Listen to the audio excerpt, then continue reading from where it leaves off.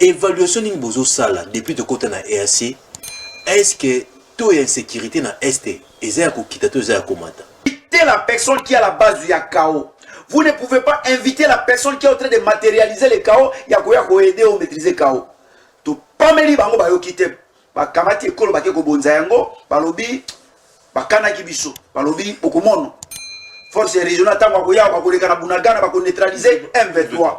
Ndeko on s'attendait puisque c'est ekolo na biso nyos. Très bien.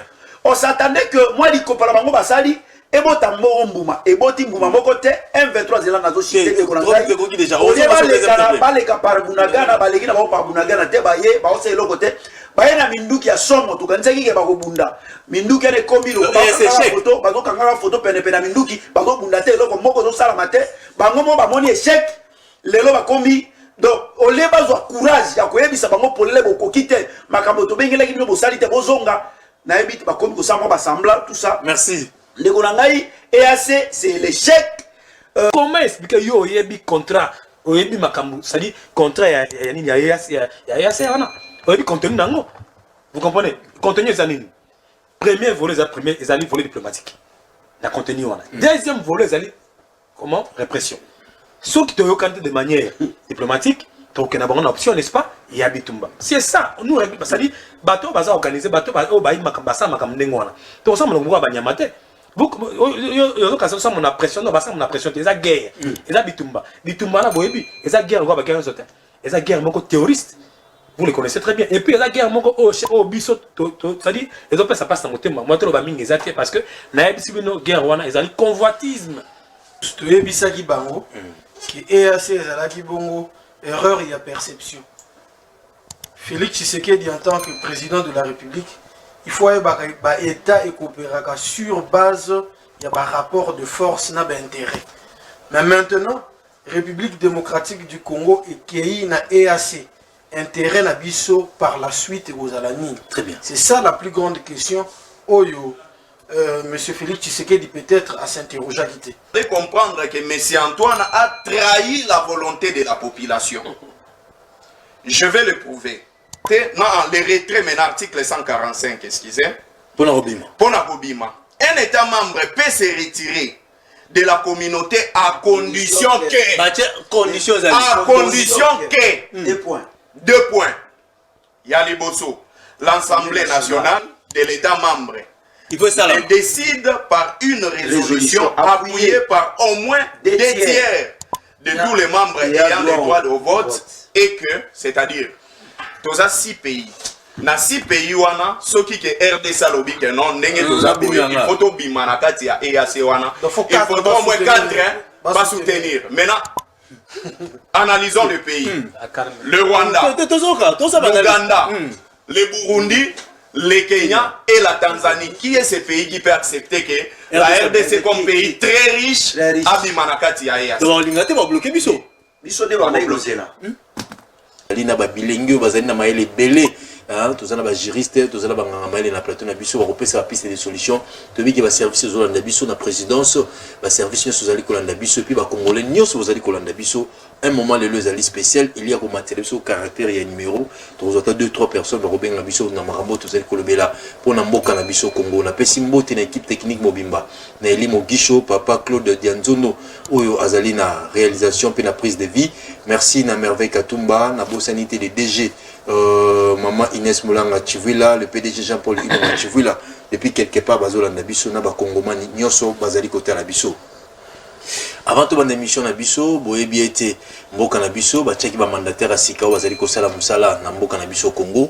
Certes na ba entreprise mususu ba liste ba fictif bazali ebele ba te belé ba kendara misala te mais bazali ko zo mbongo ya l'état, bazali ko zo mbongo ya l'état. Talati na mwana mboka Flori Boatuka bazali ko sala contrôle physique na kuna na Transco, société à transport o ezalaka na Kinshasa, azali ko ve directeur général adjoint ya Transco, azali ko sala musala moko na moko ko banani azali penda agent solo na azali agent représenter pour la kolongola bateau ba doublon mingi ba vanda la banda ko ba za mbongo l'état ofélé ba osala musala te talatina Flori Boatuka azali ko sala contrôle physique moko na moko et di mogiso go sunga biso tana ba photo oyo bandeko to ki yango pour la kolakisa musala ezali ko sala makuna na Transco contrôle physique pour la koyeba nani asala ka musala nini nani azali contrôleur nani oyo benda kinaka musala kitina tongo aosala musala tala mona mboka Flori Boatuka musala kitoko azali ko sala kuna na Transco azali ko sala contrôle moko ayeba moto musala azali ko sala est-ce que yaka musala 8h akomaka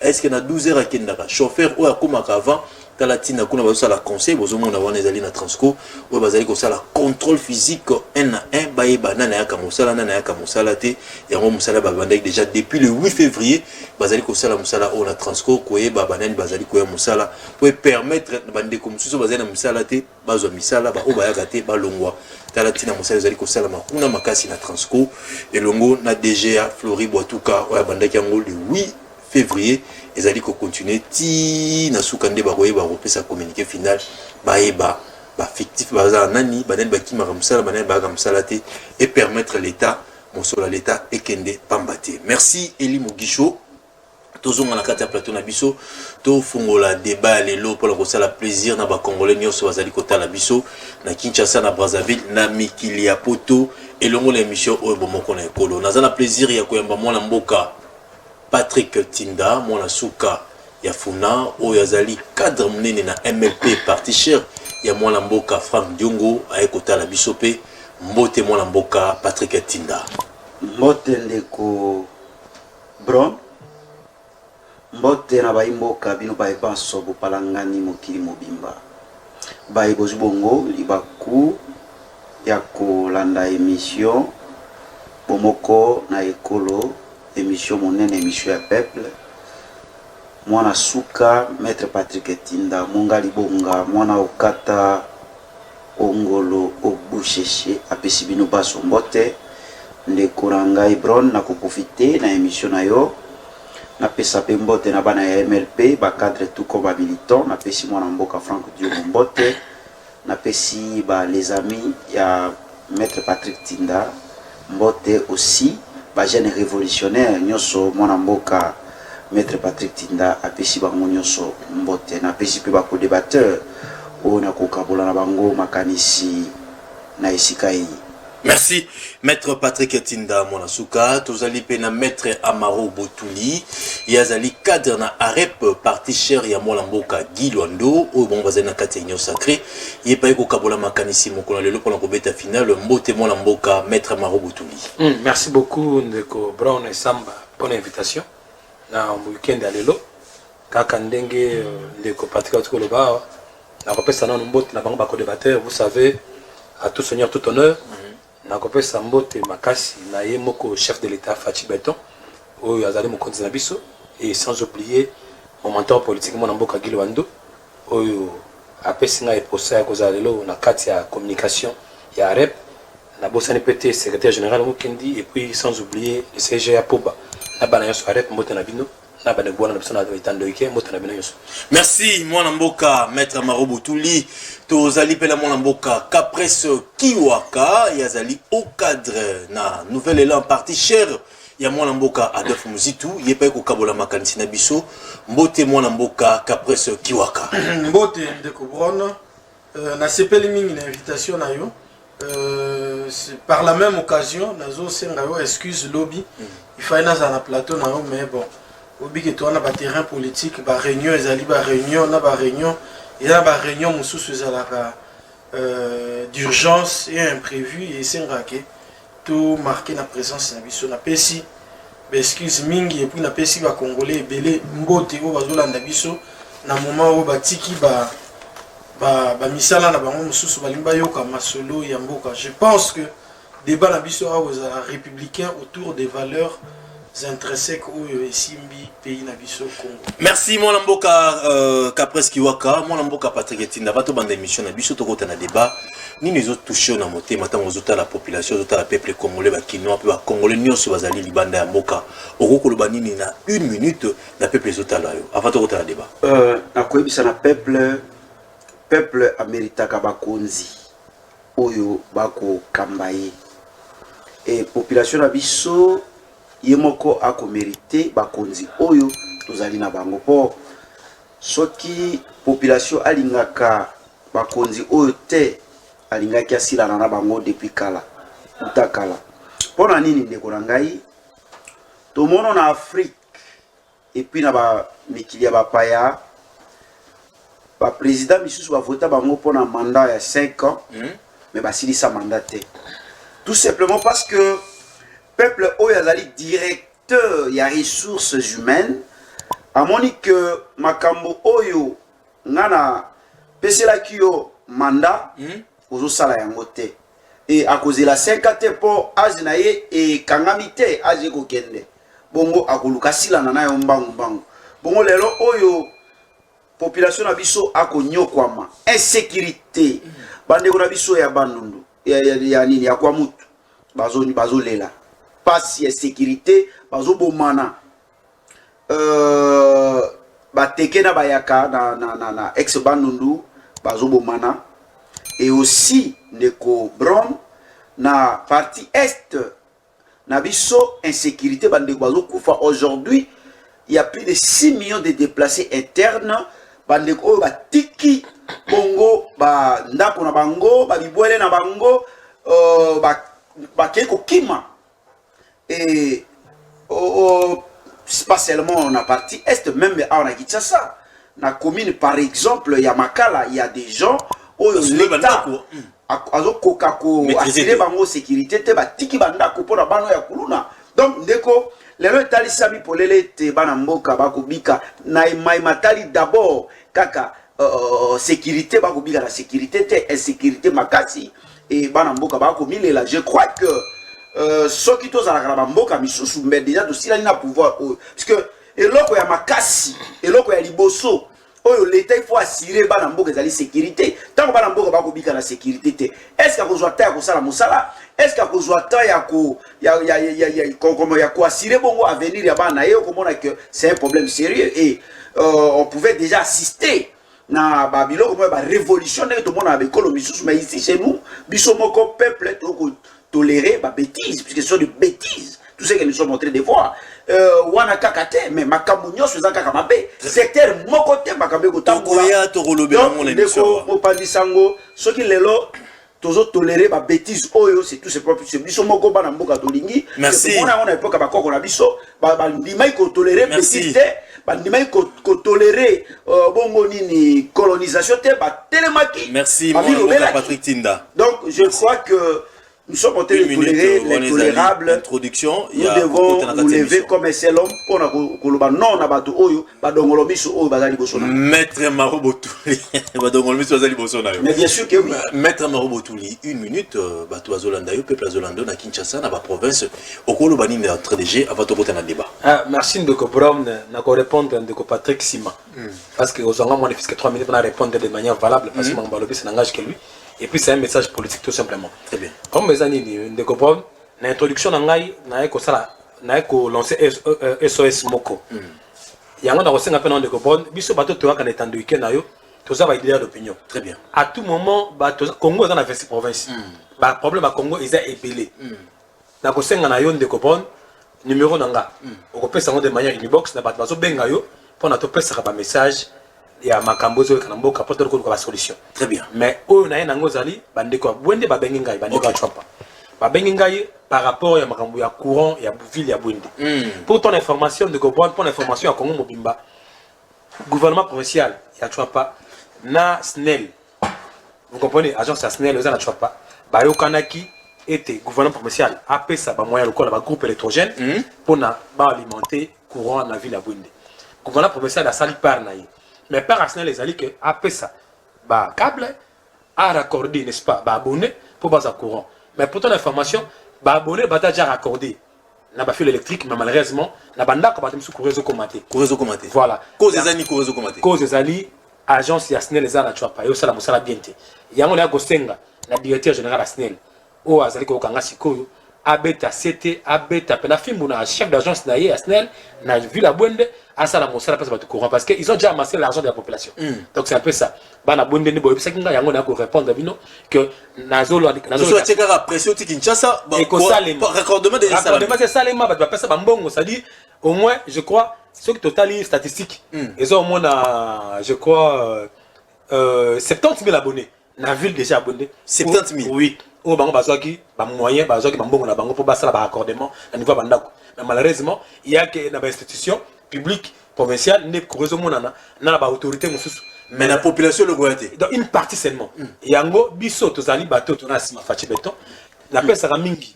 Le coup na bandako biso bandako il y a des pinces. Nous ça la politique il y a démagogie. Tout ça la politique ce qui problème est au koloba pas mais chef d'état de solution. OK. Donc c'est un peu ça. Bandeko nga ya bonde ya chopa. Voilà au bosenga qui on a sali et que tu as une solution dans peu de temps to kobunda même moi personnellement on ne sait pas déjà semaine pour une solution makamwa. Merci. Merci à Marobo Touli. Mon mboka kapreski waka 1 minute avant to kota na kata ya débat na biso. Merci bien Bron, je pense que na 1 minute dans la rozala bref et na que pays la biso ont traversé une période cruciale. Il est de bon endroit aujourd'hui de faire un débat républicain qui tourne autour de la situation de la République. Très bien. Et on a pensé Nabiso nouvelle élan et puis mon cousin Nabiso, chef idéologique Nabiso, le camarade Adolphe Mouzito Alubaki, par rapport à la déclaration à Pape, il est évident aujourd'hui la classe politique et les élites congolaises va profiter d'un message wana pona Tobima. Mettre en haut en musique pour ne permettre bisoto bimana même mise étrangère aux Ezokotissa République démocratique du Congo la situation il y a ma crise perpétuelle il y a insécurité aux alliés est et à pays donc pour nous message Makasi on est deuxième message c'est ça que donc on interpeller bateau bazali bongo la gestion à ville à Kinshasa Kulutungobila il faut ça là moi rapidement à la banzela où ils ont un chantier où ils ont des compétences de manière rapide pour permettre la population de se servir na banzela parce que c'est une question où ils sont prioritaire. Très bien, merci.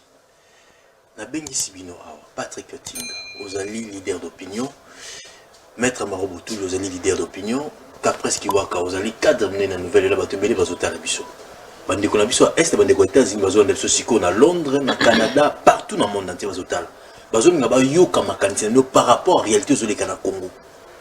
Plus de 25 ans tozana insécurité na Congo. Tout le monde a ba accord ndenge na ndenge, tout le monde a sadek ya awa ba angolais, ba zimbabwéen, ba sud-africain ba ya awa. Tout le monde a un régime actuel, il y a président Félix Antoine Tshisekedi Tshilombo. À mon état qui mon mboka insécurité za na mboka na biso, a salé appel to côté na communauté et Afrique de l'Est na EAC a bénisi bandeko ne ba ko biso maboko. Évaluation ni bozo sala depuis de côté na EAC, est-ce que to insécurité na est et za ko kitato za komata. Est-ce qu'il faut continuer toujours qu'on démarrer na EAC? Est-ce que l'autre roloba EAC zali échec ou EAC zali réussite? Mytholisation zali échec ou mytholisation zali réussite pour l'insécurité zana est mboka na biso parce que la population à Goma azali ko telema azali ko senga ba marche pour être EAC kende. Bino makansemyo zali nini pour être kimie kota na mboka na biso na moniela Congo. Patrick Tinda 3 minutes m'dako déranger azati. Merci Neko Brown. D'abord, ce qui est là, au lieu de tout le développement en Bokanabiso, tout zongi sima, na ba question où normalement, il faut que je sois déjà ma réponse. C'est tout simplement à cause de l'amateurisme où tout le monde a soumis à l'État, à cause de tâtonnement où tout le monde a soumis à l'État. Alors que le même personne m'a promis qu'il va négocier sur la partie Est. Koulouturangai, Félix Antoine Tshisekedi, il y a Vital Kamerhe Lobi, Bota la première ministre Nangaye. Azobi Sabana Est. Ce qui est kamati pouvoir, Tokoya. Tokoza Anabino, Makambo, Oya sécurité, Tokosili Sayango. Nzambala la Kate. Félix Tshisekedi a commis président. Bana est parti est babandaki kozela concrétisation ya promesse naïe Bon, okoki koloba likambo lokola mwa ma sécurité likambo ba question sécurité okoloba ngo lokola mwa lisolo te lokola mwa ma sécurité o mi sepelisa babane kozi la réponse ya Maye alobaki a concrétiser promesse na ye. Premièrement akei kufana na bango te alobaki état major ekolongwa ekokende kuna esalami te ndeko bana mboka bana est base fandi na kozela solution moko ya malamu te. On pensait que ya kotia bongo mayele na matali bongo ba service ya sécurité na matali armée ndenge tomonaka eleko ya Kondo Maréchal Mobutu. Eleko ya Kondo Maréchal Mobutu okomona que aner moto ya aner akoyeba na te service ya renseignement ezali makasi. On s'attendait à ça, à sekwisa aner. On s'attendait à longola infiltration na armée. On s'attendait à longola infiltration na ba service ya sécurité. On s'attendait à batia misolo e bongi na budget na biso pour être tous sekwisa bongo armée. Oh biso to bande koloba que Kabila ayaki pour bebisa armée na biso. Ba réponse nyoso na est-ce que j'ai solution et j'ai solution te. Mon mboka akbei na jouissance. Yena bato na bato na ye. Ba ingeli na jouissance, ba jouissance 70% batie na fonctionnement d'institution. Alors que boyebi que mboka ezali menacé à cause de la richesse na biso ba ko menacer biso. Ndeko na ngai 70% na fonctionnement d'institution bazo sa ba dépassement budgétaire. Mais armée ba négligé. Mwana mboka. Tango moni ba kambe komi ko s'empirer. Atindi ya délégué conseiller na ye oye moko lobi polele akei na Rwanda solo na Kagame. Toza la kimia. O a sengeli nango to kopesa ye. Na ba carnet d'adresse na ye alukela biso ba investisseur. Apesa biso bango. Comme ça to kosala win-win. Ya kamati 50 biso to kamati 50. Ndeko na mayemaso wana balobi conseiller na lobby et tournaki mabe tout simplement puisque Kagame alukaki ba intérêt moko pe égoïste. Allez quand même win-win on ndenge ba solo laki. Ne saliete M23 se kufaki. Et ko c'est quoi? Bango moko ba sekwisi na M23. Tant bazo kana Kagame te ba bengi M23 awa. M23 c'est silaki ba bengi bango ba fandisi bango pendant 14 mois ba kolia na mbongo ba contribuable congolais. Ba yokani te maye ba yokanaki awa et simbite M23 zongi akei pa Kagame ba sololi ba bandi bitumba et makasi. Ndeko na ngai bitumba M23 ye pendant que état de siège ezalaki déjà pour batiaki yango déjà na misala. Comment ba province oyo bolobi bato bakoyangila ba civil bakokoka makambo te comme nyamu ezali to tia ba soldat lelo état de siège échec. Et apporter le côté. Et apporter le côté. Bato bazo kufa pendant état de siège collé quand même avant état de siège. Pendant état de siège tika ko seke amaro. Pendant état de siège ndeko na ngai bato bakomi ko wa koleka avant état de siège. Pendant état de siège bunagana bakamati. Pendant état de siège ba province ebele bakamati comme na ba province ba territoire bakamati ba village bakamati et ma situation est s'empirer. Kaka pendant état de siège bakamati ekolo eloko ya makasi ya somo o biso to moni ezali sacrilège. Le fait ndeko na biso o ya tsaki déjà état de siège o ezali dernière solution sur le plan militaire.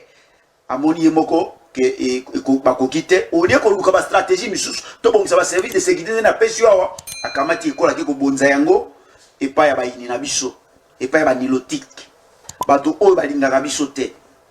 Ndeko ekela ye wana biso to pameli bango to pekisi bango to talisi bango na théorie ya kao bokoki ko na théorie ya kao baloba ndeko na ngai vous ne pouvez pas inviter la personne qui est à la base du chaos.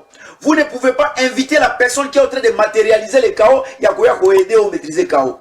To pameli bango ba yokite bakamati ekolo bake kobonza yango balobi bakanaki biso balobi bokomono force régionale tango akoya bakoleka na Bunagana bakoneutraliser M23 ndeko on s'attendait puisque c'est ekolo na biso nyonso. Très bien. On s'attendait que moi likopala bango basali ebota mboma eboti mbuma moko te M23 zela nazo cité de konanga déjà on baleka par Bunagana baleki na ba Bunagana te baye ba ose eloko te baye na minduki ya somo tukanzaki ke bakobunda minduki ene komi lo ba photo bazo kanga photo pene pene minduki bazo bunda te eloko moko zo sala mate bango mo ba moni échec lelo ba komi donc on les bazwa courage ya koyebisa bango polele bokoki te makambo to bengelaki bino bosali te bozonga na ebiti ba komi ko sa mo ba sembla tout ça. Merci. Ndeko na ngai EAC c'est l'échec bandeko na biso balongo la biso na mwali kopo bakotisaki biso to bongisa armée na biso to bongisa service à sécurité okomona marobo tout ndenge okozwa malobana akoloba akomise pelisa eloko moko malonga kolobezali. Merci.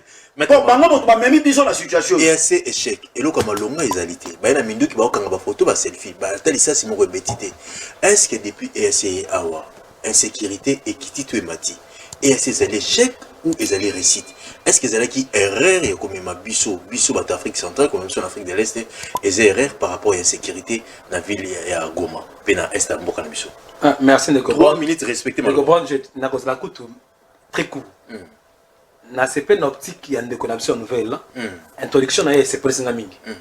Nous sommes venus à la télé comme ça là ba campagne tu veux na télé pour nous ça ba matière par rapport à la réalité za na mboka.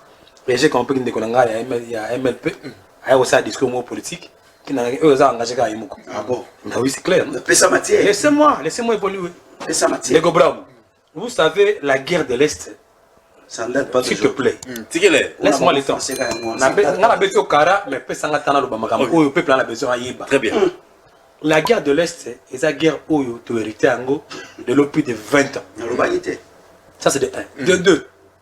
Au moins, makambo à secret défense, ils ont divulgué le roi Banyamate, le roi Bazobate à la place publique comme ça. Nous sommes tenus de secret. Ça, c'est de 2. De 3.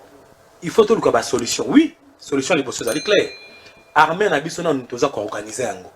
Première solution, l'armée congolaise est aujourd'hui organisée. Pour preuve, balai diplomatique au chef d'État à Sali, il y a un gouvernement et puis un ministre de la Défense. Bazagna Minan de Erdogan ou la Turquie. Tout ça, qu'on a une solution pour tomber l'armée comme armée compétitive et qu'à tout moment, ceux qui ont armée à défendre de manière valable. Tout ça, le processus, on a et au Salem et au Simba. De 2, Makamouya EAC, mon cher ami, l'impression, on de quoi, PSI de quoi, MLP, de quoi, Tinda, Moutamaï le quoi, vous avez Makam le quoi, vous avez maîtrisé. Comment expliquer yo, il y a un contrat, il y a un c'est-à-dire contrat, il y a EAC, contenu nango. Vous comprenez? Contenu les années. Premier volet, les années volet diplomatique. La contenu on a. Deuxième volet, les années comment? Répression. Ceux qui te candidat de manière diplomatique, donc on a une option, n'est-ce pas? Il y a Bitumba. C'est ça. Nous, ça dit, bateau va organiser, bateau va organiser, makambasa, makamnengwana. Donc ça, on va banyamate. Vous, ça, mon impression, non, ça, mon impression, c'est la guerre. Et ça, Bitumba. Bitumba, là, boyebi. Et ça, guerre, on va guerre, et ça, guerre, mon terroriste. Vous les connaissez très bien. Et puis la guerre, au biso, c'est-à-dire, les autres, ça passe dans mon thème. Moi, je vais parce que la guerre, ils ont le convoitisme. Et il y a des multinationaux. Par exemple, si ma guerre, il y a bon seigneur. Mais qu'on combatte les multinationaux. Payer le col à biso, auto-outil, l'armée très faible, le tozo malin, grâce, il y a fort. Mais Kabila Tigre, l'armée mancasse. Qui t'a dit ça? Na yebisa kama kamwana jour wana kotanga na yebisa kama mukolo wana kotanga na biso ba kombo wana na plateau te to na tolérance bien sûr mais ils nous ont laissé dans un chaos tozo biso le tozo subir yango mais le col là qui se dit c'est un grand monsieur c'est un visionnaire c'est un monsieur soucieux du pays a aussi le fort poto lever qui va quoi voilà yango na moment na zeb sabino bana Congo beaux en espoir que la guerre de l'Est donc on a ainsi on a toujours je te dis et c'est sur le plan diplomatique, s'il te plaît. T'as la caméra. On est dans le processus. Non, processus. Ok. Qui vous a dit ça? Mais c'est clair. Parce qu'à un moment,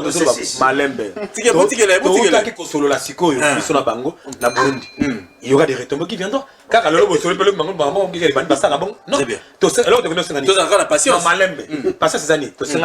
Trêve. On dirait ta bande. Neko, comme même sur la pression on a dit. La masse n'a pas d'âme. Ça calme vous comprenez? Ce qui est important, c'est que nous sommes dans un processus qui a consisté à guerre, et ça n'a volé diplomatique, et ça n'a volé à Bitumba. Il y a un autre salon.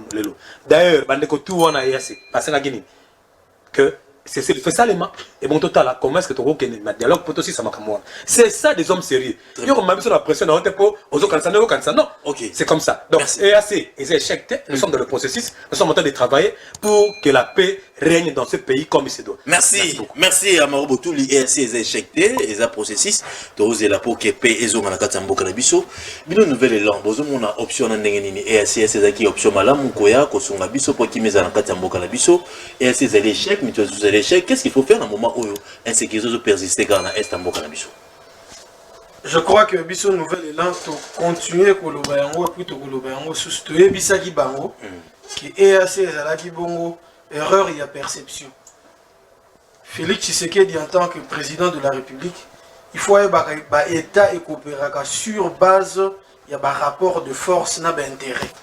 Mais maintenant République démocratique du Congo et qui na EAC intérêt na biso par la suite aux alani. Très bien. C'est ça la plus grande question. Oyo, Monsieur Félix Tshisekedi peut-être à s'interroger. Deuxième aspect de choses. Makambouya, agenda, carnet d'adresse, etc. Un président de la République ne peut pas engager une telle démarche parce qu'on suppose que vous allez un ministre des tutelles ou vous allez en charge. Effectivement, il y a aucun envers investisseurs. Mais lorsque un président passe par les canaux d'un anthropophage, un président de la République passe par le canal d'un anthropophage pour amener la biso investisseurs, c'est très grave. Donc, ils ont bon erreur, il y a perception. Oyo Kulutu Tshisekedi Salagi, il faut aller que Kagame, azali loko la fourmi. Oya linga ko infesté biloko ezali likolo à table. RDC ezali loko la nourriture moko ezali précieuse ezali likolo mesa. Alors fourmi alinga ko infesté. La meilleure de manière à faire pour repousser fourmi et ça la couper ça va sucreté. Sinon ba okangama. Il faut mettre du feu. C'est ce que Kulutu Félix Tshisekedi n'a pas compris. Il faut mettre le rapport de force. Tant au Rwanda et au côté pas na biso, le gars na toilette. Même la toilette va toquer. Mais le Rwanda vient chez nous comme dans une toilette sans toquer à côté bongo. Les ali bongo irrespectueux. Donc Kulutu Tshisekedi il faut engager rapport de force. Il faut à la hauteur. Mais Kabila se battait comment? Avec les seigneurs de guerre qui entretenaient le chaos à l'est du pays, il se battait comment? C'est ça la plus grande question. Il se battait comment? Donc, awa, les alibongo, question, il y a une politique publique nini, efficace, adéquate au binoboye nango, et qu'on rencontrer la préoccupation de la population par rapport à la sécurité moderne. Mais malheureusement, fort malheureusement, Kulutu Tshisekedi a une perspective ou en a dit. Tout le monde mouvement, vague ya batubaye, le kleptocrate. Papa ye, azobete la biso masolo, azobeta masolo te mais azo loba, alobi botika corruption. Abengi ba jeune na stade, aibisi bango tobo ya corruption, bobo ya corruption. Mais maintenant la question fondamentale ici, il faut se poser, papa azo s'adresser na nani. Au moins, papa azo s'adresser na nani tant azo ba bobo ya corruption, botika tribalisme, botika anti-valeur. Retirez vos mains à la RDC. Là, il s'adresse aux forces occultes qui sont la communauté internationale, Occident, etc. Mais voilà. Ça, c'est le rôle pastoral d'un pasteur. Non, papa azo y a un message ya paix. Ils ont une mission de pèlerinage de paix. Non, au conseil Nabi, retirez vos mains de l'Afrique, retirez vos mains de la RDC. Et na bateau ya kutana gina bango, tant azo ça la allocution a yebisi bango makambo ya corruption, a yebisi bango makambo ya tribalisme. Apparemment le pape est très bien informé de la situation à Congo lelo. Tant azo makambo il y a corruption. Tant que il y a détournement, tant que il y a valeur, ils allaient en contradiction, na valeur intrinsèque au pays, il faut les dégager pour permettre et attirer effectivement carnet adresse et benda investisseur. Investisseur yaka na pays, ce qui climat de paix ezali, ce qui climat social ezali efficace, ce qui climat économique ezali bongo efficace. Bozana tango bien investisseur te ya passer par l'entremise d'un anthropophage criminel, agresseur, tueur, sanguinaire des Congolais pour que nous puissions nous carner. Et c'est la solution. Wana ezali ba faiblesse. Par conséquent, pour nous les nouvelles élan et à ces ali bongo groupe d'individus au bazali bongo militer pour la balkanisation de la République démocratique du Congo. La meilleure des choses à faire, c'est se retirer dans ces jougs sataniques au bazali bongo militer pour la balkanisation à RDC et organiser l'armée de manière structurelle, chiffrée, mettre de moyens adéquats pour permettre à notre armée d'être dissuasive républicaine. Il y a pour faire face à recrudescence, il y a insécurité à l'est du pays. Koulou du Tshisekedi, il faut intégrer dans nos analyses de la situation. Parce que soit article une analyse anachronique, il y a aucun diplomatie, on a qualifié de pacotille. Je qualifie la diplomatie de pacotille. Malgré instauration, Burundi, Afrique, ce sont des tourismes, des navettes inutilement rien. Le peuple congolais veut voir du concret. Très bien. Vous comprenez? Donc à ce stade, pour nous les nouvelles, là, on a fait assez de propositions sur cette question délicate. Érection, il y a mur de séparation pour un pays agresseur devient de plus en plus inéluctable. Organiser l'armée de manière chiffrée, structurelle, cela va permettre à notre armée d'être républicaine. Merci. Parce que n'oubliez pas, merci. N'oubliez pas, je vais chuter. Tu as chuté déjà. Oya, la deuxième. Aucune nation va s'apitoyer sur notre sort. Ouais, donc, bisomoko il faut to bunda. Bakoyate. Donc, Ouganda, Ndazana, Rwanda, Ndazana, Tanzanie, Burundi, na s'adresse à qui na Kouloutu Tshisekedi Nabi, Amituna, combien de navettes assis à Sali déjà pour la question à est du pays. Résultat escompté palpable les alignés. Merci. Donc aujourd'hui, la question c'est qu'il faut organiser l'armée, chiffrer, permettre à l'armée d'être dissuasive pour la mboka Floribert. Merci beaucoup. Na pesi mbote na bande kopé ba kulutu na nga na partager na bango plateau. Na yango tozolo bela makambu ya EAC. À chaque fois oui. Lelo, j'ai eu tout le temps. Il y a autant à traiter, il y a EAC. Très bien. Et nous avons vu quelques articles, il y a Constitution, on a comparé en haut. Pour commencer, na Goloba Boy. RDC Zanakati ya EACT. Ndeko Antoine Ndakumikotisi Yemoko Nakati ya EAC. Comment? Et j'appelle la population congolaise. Il y a quoi incarner esprit ya bagoma tracien. Poto bengana ba troupes étrangères oyo bazoya na solda na biso. Parce que est-ce que aujourd'hui les partis politiques togosa la lisusu ba marche pour na soutenir ba FRDC na biso? La question reste pendante. Jusque là, ça nous paraît très difficile. Le long à la télévision dans l'Oba, je soutiens le FRDC. Parce que on commence à donner la souveraineté de notre pays la force régionale. Maintenant, on va traiter Nabiso, on va traiter la force régionale, il y a EAC. On a d'abord un article 4, je vais souligner quelques articles. Et vous allez comprendre que M. Antoine a trahi la volonté de la population. Je vais le prouver. L'article 4, la capacité juridique, il y a force régionale, il y a EAC. Je lis, on dit la communauté a la capacité à l'intérieur de chaque État membre d'une personne morale avec succession perpétuelle et a le pouvoir d'acquérir, de détenir et de gérer et de céder des terres ou d'autres propriétés testées en justice et d'être poursuivi devant les tribunaux à son nom propre. Ce qu'on a mis tout n'a beau. Ah, va déterminer à son nom propre. Va déterminer le nombre de kilomètres carrés au pays et qui ko cédé. Na traité au va déterminer en côté.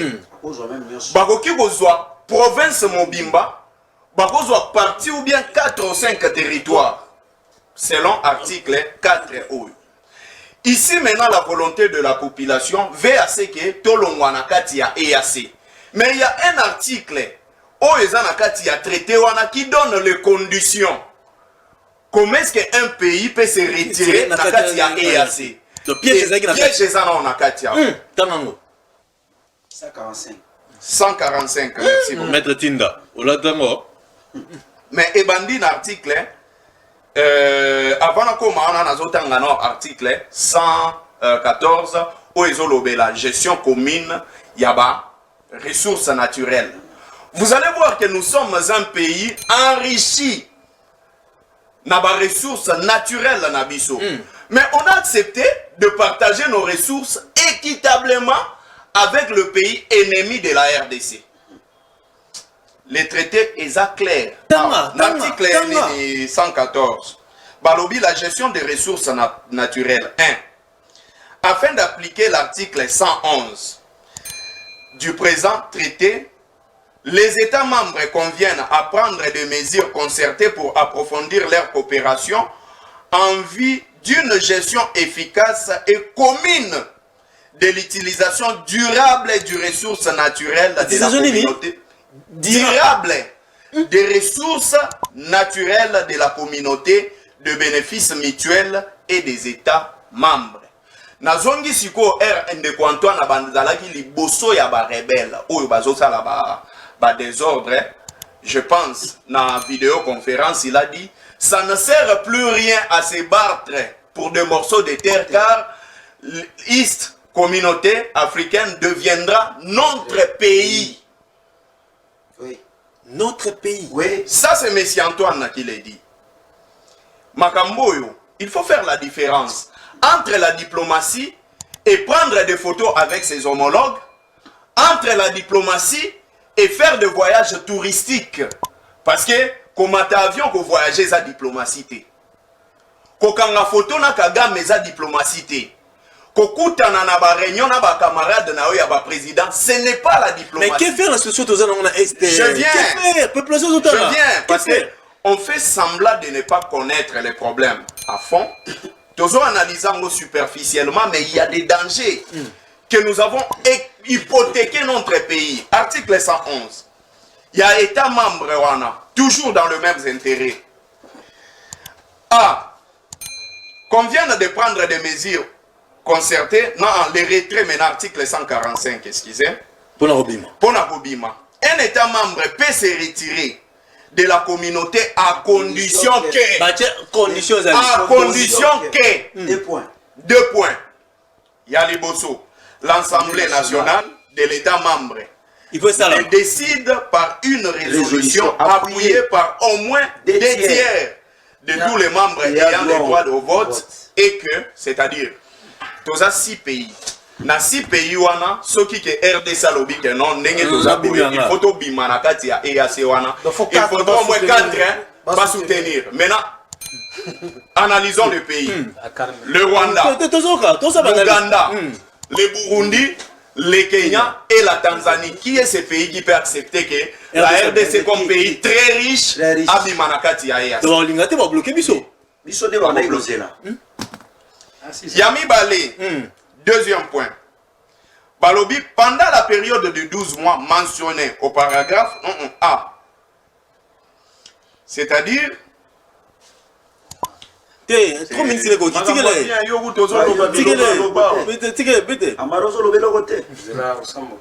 L'État membre notifie les secrétaires.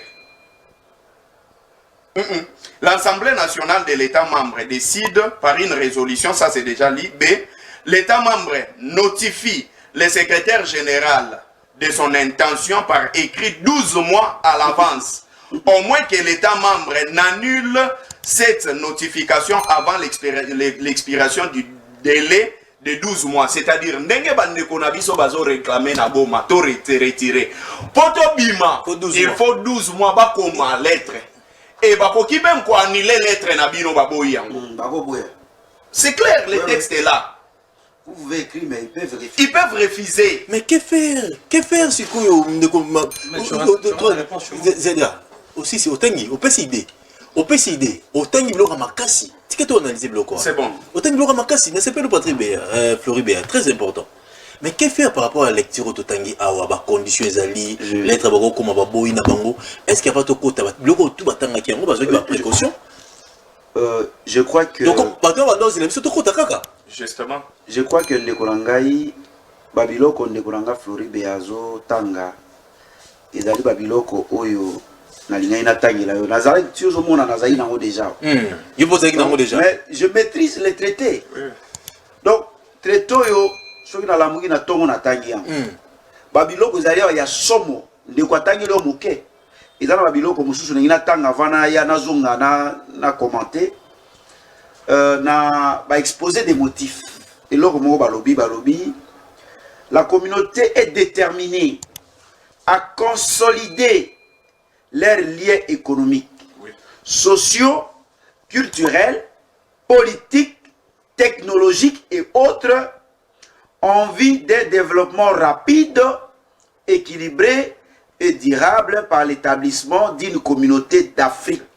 Donc, comment dit-moi communauté d'Afrique de l'Est, donc une union douanière de l'Afrique de l'Est et un marché commun constitueraient des étapes transitoires et des parties intégrantes de cette communauté plus tard en une union monétaire et plus à tard. La fin, oui, union douanière, donc union monétaire, et à la fin, une fédération politique.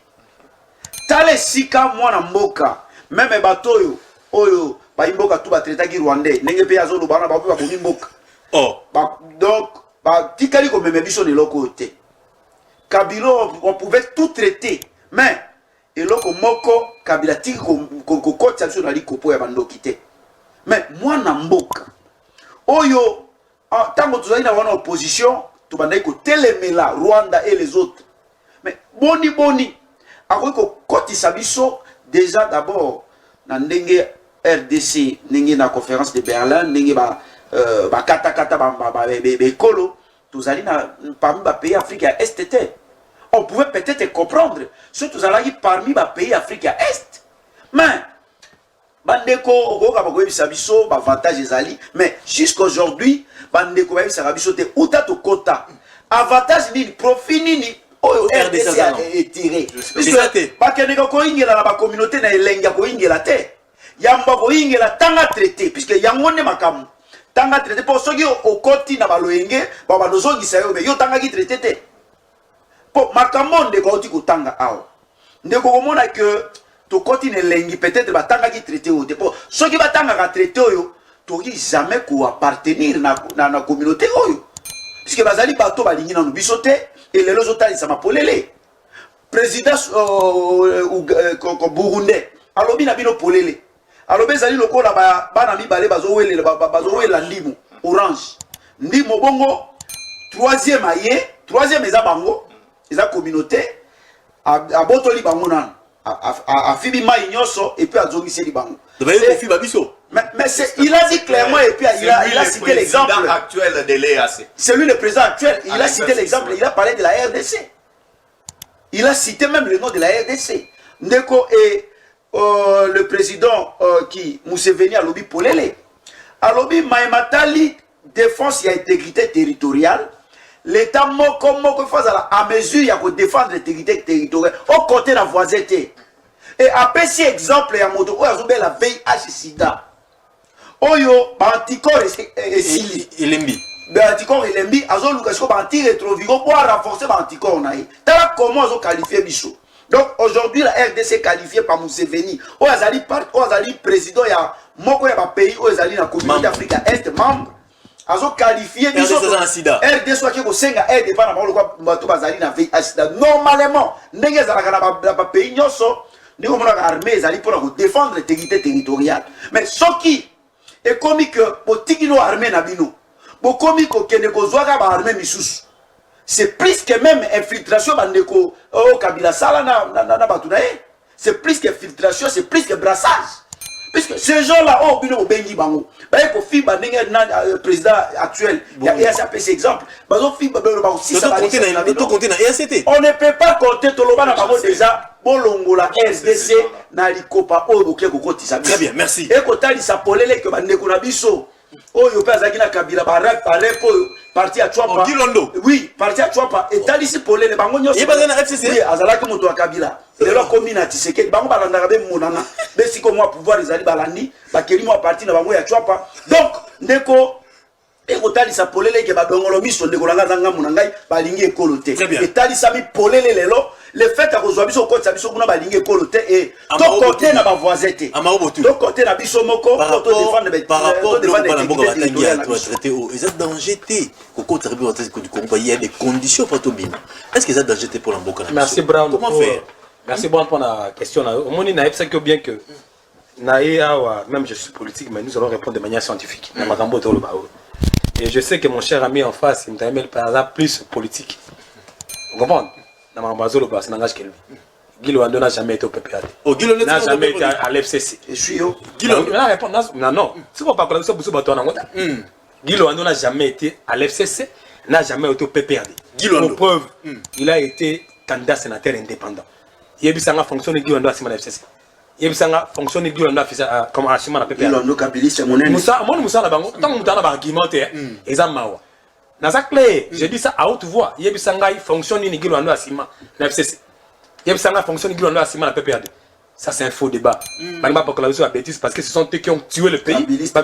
Ça c'est un faux débat. Et si les gars Prends la chose à mon cher ami. Naoki va inquiéter devant des cours par rapport à traité, il y a EAC. Mon cher ami, vous croyez que dans la constitution de la vous croyez que les traités sont au-dessus de la constitution? Je t'en prie. S'il te plaît, le Congo est un État souverain. Très bien. Vous comprenez? À tout moment, on peut nouer, n'est-ce pas, des traités ou des relations et on peut les casser s'il y a des avantages ou il y a avantages. C'est comme ça. Il y a les attaques. Pour preuve, tous exemple, il y a Grande-Bretagne, Nairo. Ils n'ont pas quitté. Babima. Ça pose un problème. On a bloqué Mickey, on a bloqué Bandeko. Excusez-moi, Bandeko, moi, je suis en opposition. Mais de manière réelle, on a bloqué Banga. Donc, on a une EAC pour trouver une solution, n'est-ce pas? Il y a sécurité, il y a peine à biso. Mais sauf que tout le monde est simulé. On va quitter. Et malin maintenant, nous devons. C'est clair. Tous un processus. Pour preuve, nous devons autant bien. Et à ces accords, il y a sécurité. Et ça même économie. C'est comme ça, même mais c'est clair, on monte tout ça à débat, rationnel. Topé ça batou, pour ça pour vous comprenez bon? Je te dis mon cher, nous étions on a ratifié n'est-ce pas traité pour na intérêt pour Mboka. Si ça verrait que les intérêts et se retrouver on casse la porte, mais c'est clair. On est souverain, mon cher ami. On est souverain. Le pays est souverain. Je te dis que l'État congolais est souverain. Les traités ne sont pas au-dessus de notre souveraineté. Très bien. Vous comprenez? Ça, c'est. Il ne faut pas retenir la moi. Merci pour la. Ça dit, dans la question, on peut mettre à la calme. La question. Mais ma cambouille, il y a autant de sécurité en Mboka, mon cher ami. Bateau, non, c'est que ça, la traité, n'a pas pays voisin. N'a rappelé, j'ai l'impression qu'il y a un Mickey. Bandeko. Tant on vous a dirigé Mboka, tout ça guerre d'agression. N'est-ce pas, de Bangladesh, Angola, Zimbabwe va se tenir dans Namibie, dans l'Afrique du Sud. Quel était le résultat? Rester Zaki, mal à monter. Parce que l'intérêt Zaki menacé. Mais aujourd'hui, et ça ramène dans la même optique, non? Si les intérêts sont menacés, on va claquer la porte et trouver la solution de manière interne. Pour preuve, les loyaux, si on a le budget 2023, on a le à l'ouvrir l'armée. Aïe bien. Ils ont ma prévision de voilà. J'étais en train de réfléchir et donner de bonnes réponses à la population. Aujourd'hui, le budget armé est un budget beaucoup élevé. Et puis, il y a ma prévision, mais je te dis qu'il a matérialisé. Parce que le souci, il y a un gouvernement actuel, la chef d'État au sommet, et que la paix ou rien dans le Congo. Et je vous rassure, mes chers amis. Mais non, nous avons un MLP. Vous avez pressé pour le pourquoi. On a détournement. Oh, le bien, on a fait ça, cara. Nous allons mettre ça clair. Il y a un petit peu de temps, esprit en écho. Il y a là. Bah oui, moi j'aime des débats comme ça. Tous un débat more rationnel que la population a retenu et le Kamaloma. Comme on a un débat politique, on a pas pour mater pour autobé aux positionnement politique. Mais il pas dit. Au fond du monde, ils sont là en position politique. Il y a un Gabon pour appeler pour cette. Au fond, il y a une position pour cette. C'est connu, non? On a c'est le gouvernement. Et bani, mon cher ami. Faut que nous a quitté parce que à ma ministre c'est clair. Donc ça dit, il faut que donc ça peut bango qui me bango. Donc EAC pour le saban et le Congo si ça ne va pas le Congo est souverain. Si ça marche pas, le Congo va quitter l'EAC. C'est tout. Très bien. Le Congo est souverain, si ça ne va pas quitter la mission, malgré ma condition, ça n'a qu'à dire que Kangabisoté, moi, l'amboka, presque Waka nouvelle là. Au Guinée, bande de Kouatangi traité, c'est de monter ma chair des poules. Ma condition, ça n'a qu'à dire, mais moi, l'amboka a balayé, on va baiser le Congo, tu bangue le Congo.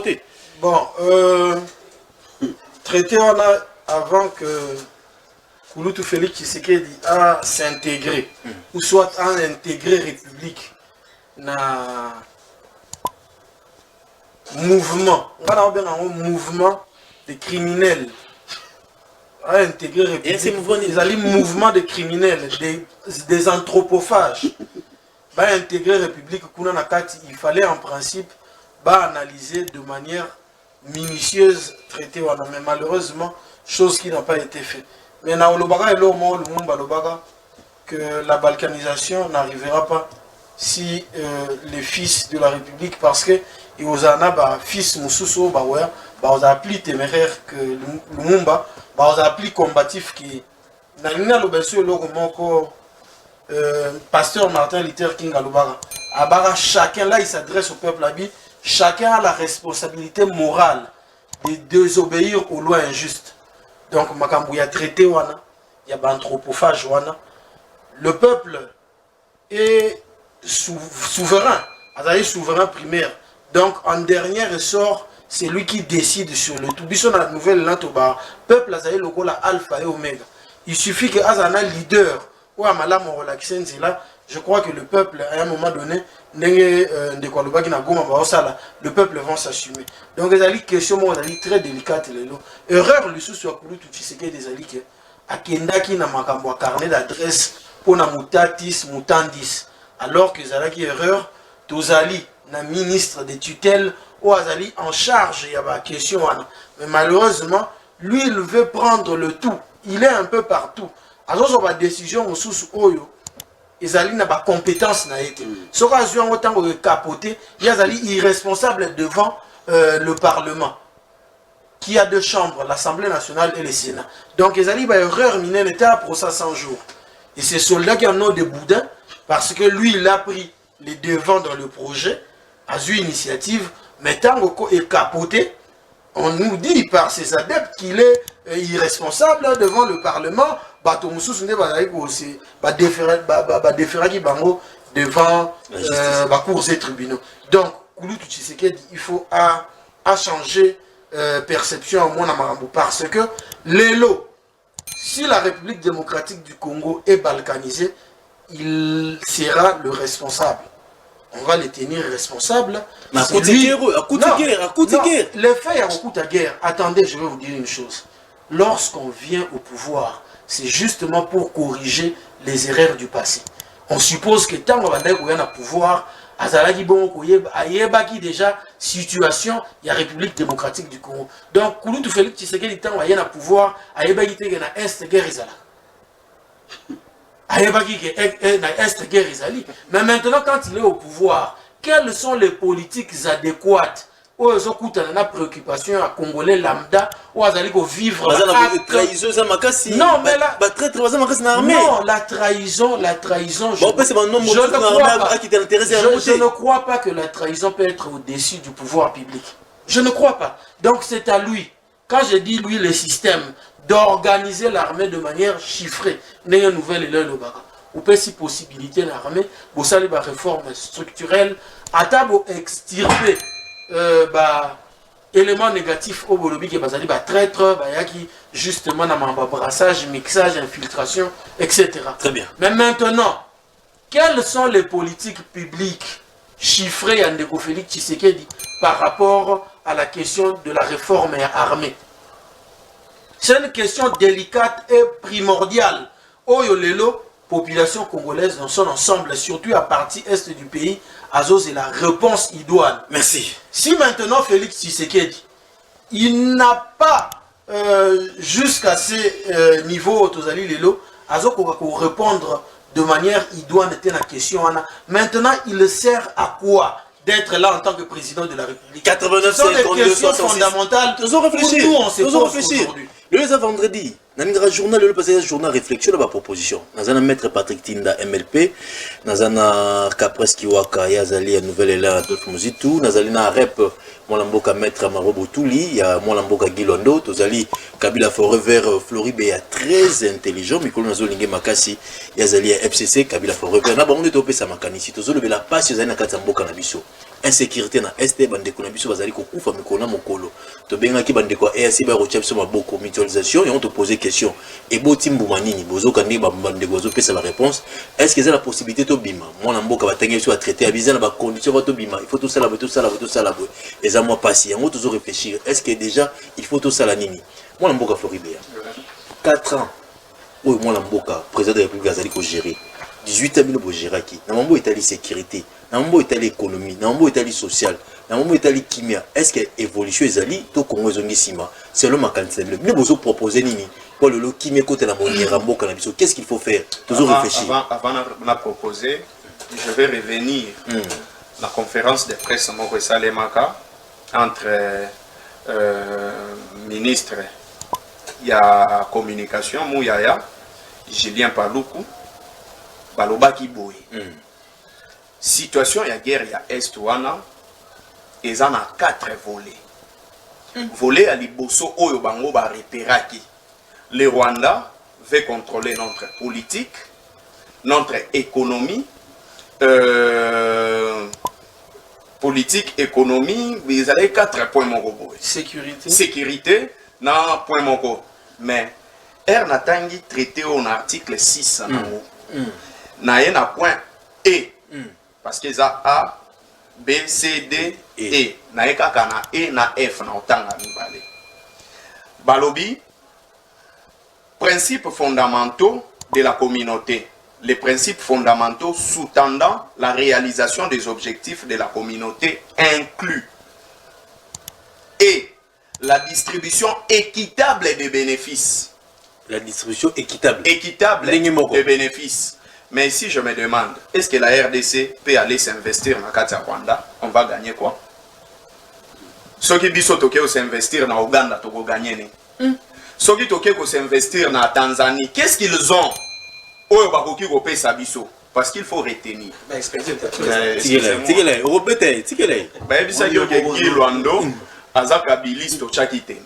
Oh, Guilon a Kabiliste. Nagoya. Kabiliste monene. Comme Nango. Ah, ça arrive. Kabiliste monene. Comme les Molanga Sali. Nous avons pour nous tout la montée. Jamais. F Nango Balobi, la coopération pour les bénéfices de tous. Maintenant, qui trompe qui? Article 69 de la Constitution Nabiso. Le président de la République et le chef de l'État. Garant de bon fonctionnement des institutions. Je prends en globalité, il est le garant de la nation.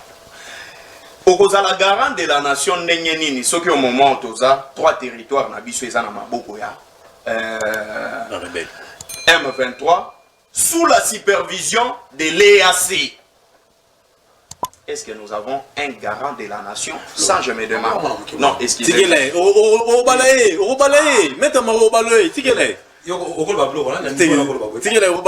Ça c'est grave. Vas-y. Oh là là. Je me demande, avec tous ces traités, parce que Antoine en Afrique du Sud, à s'excuser parce qu'il y a anglais dans les adientés. Est-ce est-ce que ça a un problème de compréhension en anglais pour signer traité ou bien ezaka kalikambu ya mauvaise foi, ya trahison, ya population en mboka na yo? Ça c'est une question qu'il faut se demander. Mais ici maintenant je vais revenir sur ce que tu as dit. Joseph Kabila arrive au pouvoir pour appeler la province ya Maître Tinda. Hein? Il a fallu qu'on bête code de Afrique centrale. Pour na kobenga na niveau ya Est wana, il fallait code ya Rwanda. Le pays était totalement divisé. Sur le plan sécuritaire, Joseph Kabila, il a uni le Congolais. Tous se mettre sur une table. Unissons notre pays. Ces gens-là, ce sont des étrangers. Même si Jean-Pierre Bemba, Bazola, Kiso, Lelo, Bolingo, ce ne sont pas tes frères. Roubewa, si tu as besoin que Makambo et Salanini Boye, mettons-nous sur table. Au même moment, UDPS Atindi Batuna Rwanda, Basali Alliance pour les sauvegardes du dialogue. Est-ce qu'on peut comparer la personne qui avait une mission, que moi j'appelle Joseph Kabila, de réunir ces pays avec M. Antoine? Je ne pense pas. Il n'est pas notre ennemi. Il est notre président de la République, mais de par sa gestion, des opposés problèmes. Gestion, il y a des Antoine, des opposés problèmes. Mais 4 ans, 4 ans. Non, non. Ce qui est tout ça, la bilan comparatif entre Joseph Kabila et Ndeko Antoine. Tous ont fait 4 ans, il y a Joseph Kabila. De 2001. Dans le lobby de 2000. Hein? À 2005. À 2006 d'abord. Tous ont gagné en 2006. Ou bien en 2004. Est-ce que l'inflation, il y a tout $, il y avait stabilité totale. Mais il a dirigé ces pays avec 4 vice-présidents. Excusez. Avec des objectifs. Non, non. Est-ce que tu as un objectif? Il y a des députés nationaux. Il y a 3 objectifs. Il y a les bosso qui présenter le peuple. Il y a mis balé qui légiférer la loi. Il y a mis ça tout qui contrôler l'exécutif, n'est-ce pas? Franck Diongo, loi ni natika qui ensemble. Oh, Franck Diongo, il est là. Oh. Passage à Franck Diongo, on a parlé de l'année, on a parlé de l'année, on a parlé de 2006. Et ça a passage à vide. Oh. Je te dis la vérité. Héros vivant. Je dis ceci. Si Franck Diongo, il a été plusieurs fois meilleur élu. Pourquoi? Parce qu'il ne faisait qu'insulter Joseph Kabila. Oh. Mais, Ayabisangaï, loi Franck Diongo, Atika, on a vu Francis Kalombo laisser des lois. On voit Tingi Pouloulou légiférer des lois. On voit beaucoup de députés dans le lobby boy. Nabutu na okoma loi. Nazo légiférer loi sur les partis. Comment on a parlé dans le lobby boy ngai kalate awasogi na silisi ngo na osala ba plateau spécial pour la loi oyo nazo koma. Pourquoi et comment est-ce que quand est-ce qu'il faut couper ça? Donc Franck Diongo a proposé le voter dans la République. Franck Diongo c'est juste quelqu'un oyo à ça la politique il y a haine. Et n'a pas soutenir rien dans lobby que Franck Diongo est devenu opposant aujourd'hui de Félix Tshisekedi parce qu'il a une unité. Merci. Parce qu'il a quand même mouillé les maillots. C'est là où je dis aussi la mauvaise foi politique. Il y a Ndeko Antoine parce que manière où Franck Diongo a mouillé qui maillot, il fallait pas payer ses postes. Mais le vieux est devenu frustré. Merci. Parce qu'Azui est l'autre côté. Et aujourd'hui, ceux qui m'ont connaître le problème est belé, c'est parce que les députés nationaux sont ébi Moussala. Merci pour le ribé. La zone s'appelle Makassi. Maître Patrick Tinda. Franck Diongo a proposé la loi Nimi 2006, 2011. Et là, on a proposé. Et là, on a proposé la loi. Je pense que. Solution est pour le Mamba est la Boka Nabiso. Je pense. Et ça va coûter, hein, mais ça la réflexion. Oui. Na kofungola parenthèse muke na parenthèse ndeko rangai auti kofungola awa tout simplement. Parce que na lobeli motona bango oyo alati elongi na ye un jeune oyo république ezali na posa na ye ndenge azali boye il réfléchit sur quelqu'un oyo ba congolais ba sanctionner ye na dauphin na ye, c'est vraiment malheureux. Et tu dis Kabila forêt venir na zotanga bozo komi na mo anglais pour kasi ba congolais baza maelete otika ba bibabaje na bino mabe Neko, je crois que bolakisi ba limite na bino bo gérer ekolo. Lelo ko s'attaquer na Franck Diongo te Edine Fiso abundeli mboka na yo lobi abandaki ko voter pour bande ko finga Kabila. Et Franck Diongo ça la politique avait injurté. Je crois que c'est un digne fils du pays, pour se comporter dignement. Et quand tu dis que Franck Diongo a tindio a te pour l'obelaye que dans Amouyaki Mayo et Azali déçu, Neko, je pense que ce qui Franck Diongo Ndengozolo ba Amouyaki Mayo c'était pour que à séparer moi na tata na bino, c'était pour ça. Amouyaki Mayo te pour ce gars à ça la Félix Tshisekedi ni akembe la Félix Tshisekedi. C'était pour akabolaye na FCC pour Yemoko Tshisekedi alobaki moyen travailler après ça va congolais le meilleur de lui ezalité puisque bino bande ko bloquer ton numéro qui est à 100% la confiance moko avec l'autre ça là qui est avec ma promesse naie ce n'était pas pour après ça biso poste est-ce qu'on ko yebisa ngai na bitumanya so mona mboka Franck Diongo puis na linga lobela ba individualité na bitumanya so Franck Diongo bundaki pembe na kondo et c'est pour na mboka oyo papa Etienne bande ko pesa ba mbongo. Oui, il était déjà député. Mais non, mais ça c'est mais le travail. Écoutez, tu parlais, j'étais calme. Ce que je sois yo kanga motema. Ce qui n'a pas makambo, et je sois yo kanga motema ndeko ozali elenge bundela mboka Lumumba bundela mboko yo na jamoke yo so bimwa mandef bundela mboka. Tika koya kola telonga moto ba congolais nyoso basi ba sandi ba inie et situation yo kaka bango seko koloba so to comme la situation ezali Kabila. Bataba combat Kabila longola monokola bango te à cause de makambo bino boya na bo mema na école bo mema brassage bo mema mixage tout ça armé comme infiltré donc les aliments partage na kanyumba munazo na mutuna na yo ndekolobi par rapport à la proposition je crois que na yebisa ki on a bandeli émission par rapport à la proposition que bandeko bazuya ngele ekolo puisque bango balika kabiso to pesa bango proposition to pesa proposition to pesi bango to pesa bango seko ba osa ilate to pekisa ki bango ko kotsa biso na communauté lelo yoki bakana ki biso ko mono bakoya bakosilisa bitumba lelo loko mokote to pesi bango proposition to lobi boy d'abord il y a une loi lei ce qu'on a matisi niveau ya débat bon nyoso na bakoyeba te loi lei kulutu na ngai botuli peut-être miloko na yebite kulutu so yebi loi lei juriste le roi loi lei lobini kulutu ozotala avec une attention soutenue loi lei ezali loi oyo ba américain ba proposer ki bino pour ba soutenir biso RDC militairement ba lobi na bino ba pesi bino condition pour biso Amérique to soutenir bino militairement puisque tous allez ba partenaire privilégié na bino bolongola d'abord ba to banso ba militaire nyoso bazali impliqué na violation grave ya droit de l'homme Félix Tshisekedi a longola ta militaire mon côté ba lobi na bino ba to nyoso bazali impliqué na rapport mapping ba toyo bo livrer bango ba sambisa bango ba condamner bango Tilelo pour livrer à mon côté par rapport à rapport mapping. Des moyens Amérique et soutenir biso militairement. Quel est le terrain Tibet moyen Amérique a soutenir biso militairement. Ils allaient puisque après ça biso pas préalable dans la loi. Pas condition pour soutenir biso militairement. Mais tant que vous sali bondimi pas condition Amérique té. Mais cherchons quand même des partenaires. Oh quand même bazali digne. Comment biso tozali 8e na armée en Afrique. Ba classé biso 8e, en Afrique centrale tozali 2e. Comment tokoki ko kende ko senga ba armée ezali musika na classement ba ya kusunga biso. On pouvait comprendre ceux qui en Afrique to lukai bato bazali par exemple premier ou bien 2e ba sunga biso. On pouvait comprendre si les chefs de l'état a kende comme on a Poutine ndenge Mali et Sali. Lelo na Mali ba bengali ba français. On pouvait comprendre soit kende comme on a Poutine tala ba zonyo kolongai.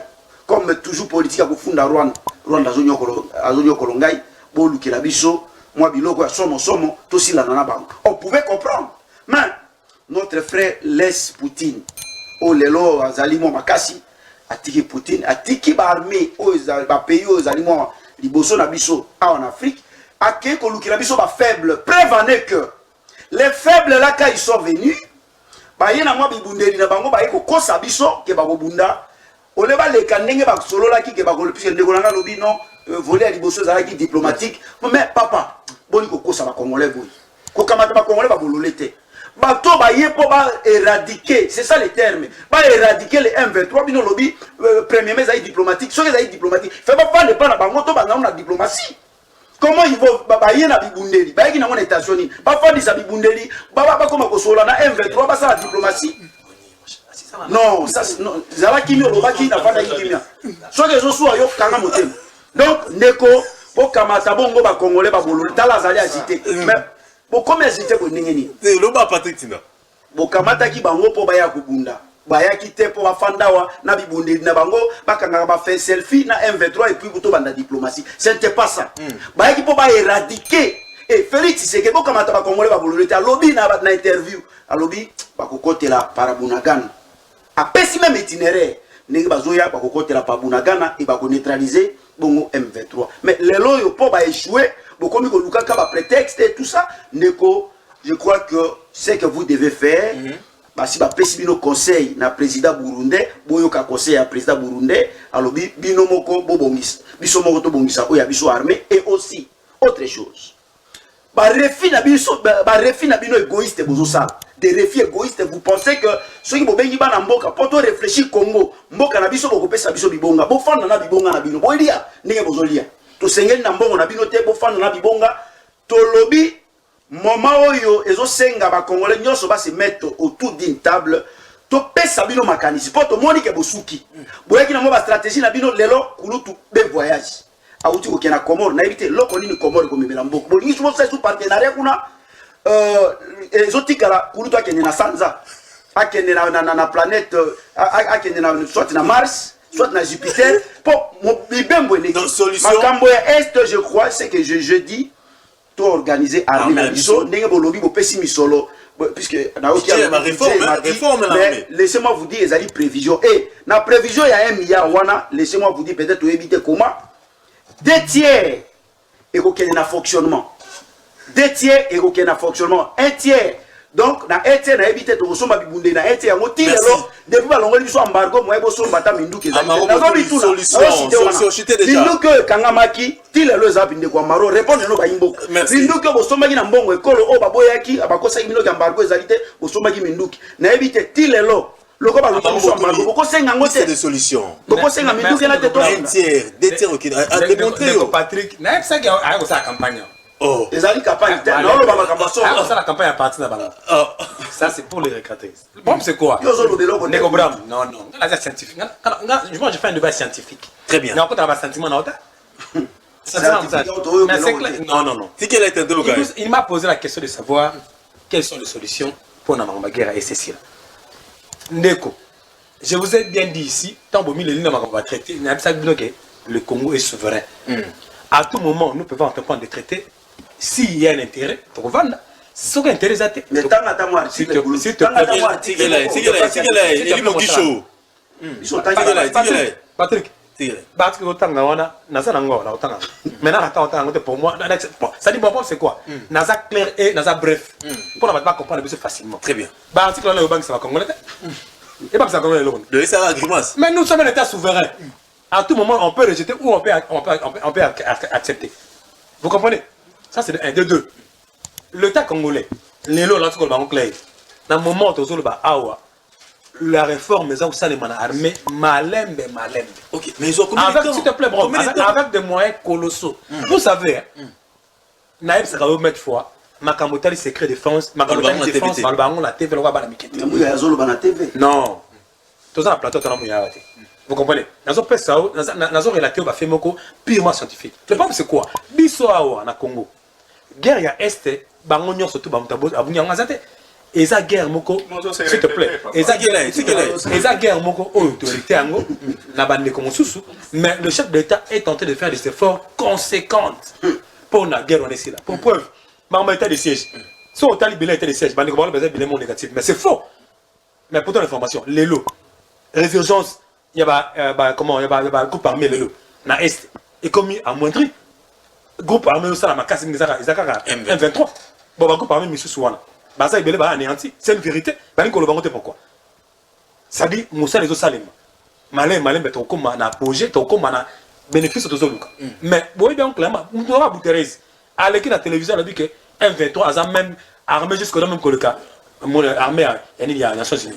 Bon le remonter. Non, ils ont bangi ça, c'est pas réalité. Mais biso pe bangi ça, nous avons l'obligation de défendre notre pays comme il se doit avec des moyens hauts aux années. Nzambe, Azanabiso, Maël Pezali, gouvernement ça Moussala. Gouvernement ça Moussala, à quoi devient la place publique, ça pour autant solution on en a rapidement. C'est un peu ça c'est nous hauts aux années. Solution Zali Boui, solution avec Bosso Zali, l'armée congolaise.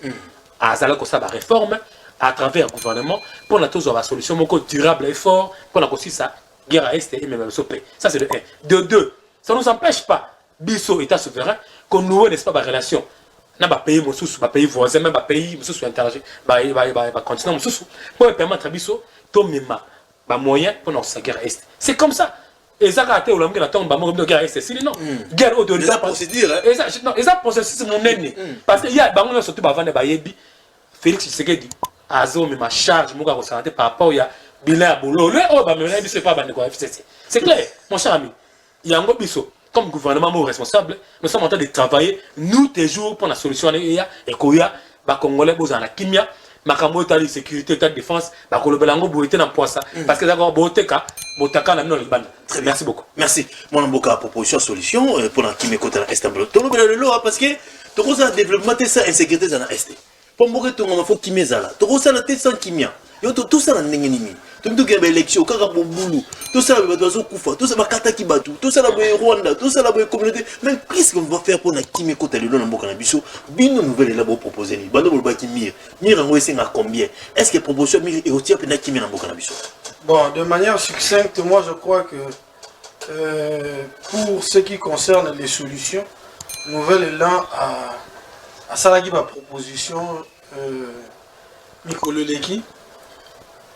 La piste de solution, Ezakuna Nakati, ceux qui pouvoir en place à Zalina Mato à Koyoka et à remettre en gros en pratique la solution à bientôt le baki, érection et à mur, te démontrer qu'il y a un calcul chiffré, te dis à la limite, l'État congolais par rapport à la réalisation, où il y a celle qui n'a pas recette naïe. Ozaki bongo justement d'une augmentation à tonnes à cuivre dans le marché international. Bambongo wana il fallait en principe pas orienter on a la question aux alliés prioritaire. La question prioritaire pour la biso tobaki les alliés restauration et souveraineté la biso aux les cas par la défense.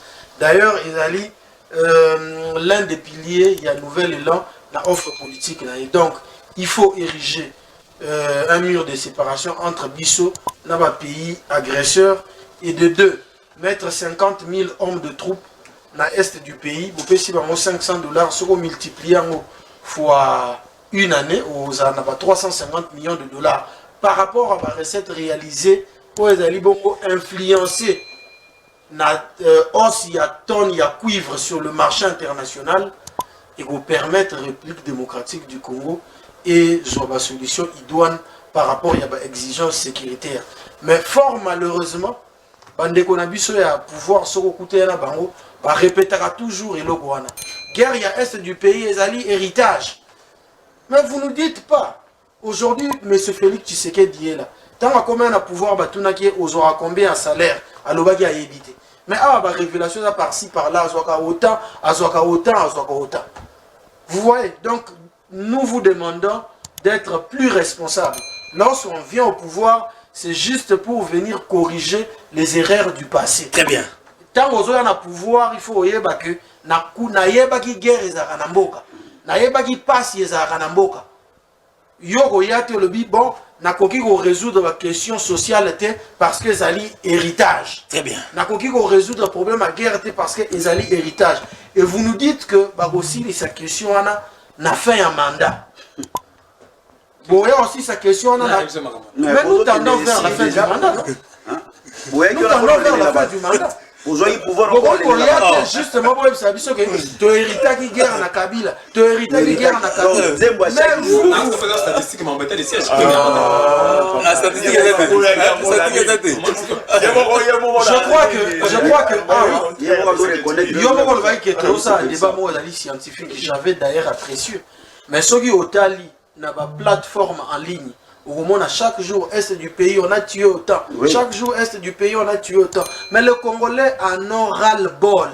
si Tshisekedi n'est pas à mesure de sécuriser les populations du Est du pays, il n'a qu'à plier bagage à les dégager. 089 52 66 786.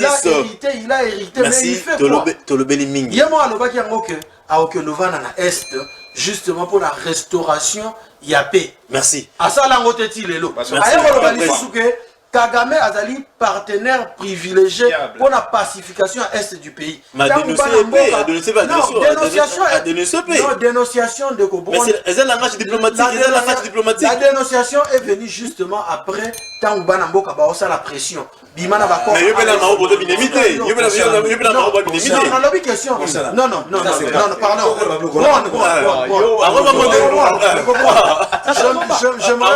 J'aimerais apporter l'éclaircissement. Biso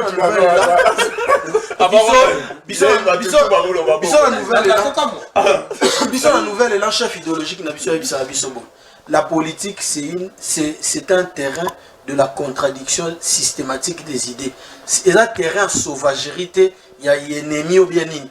Lorsqu'il s'agit de questions pertinentes qui touchent à la vie de la population, s'il y a dénoncé, il faut dénoncer. Très bien, merci. Cardinal Ambongo ayebisaki papa lobi peuple oyo ayambi yo lelo azo souffrir na molimo na epe na nzoto na e par rapport qui parle molimo moi qui parle molimo nzambe na qui parle na molimo oh babo tata milimo l'État tata milimo batata milimo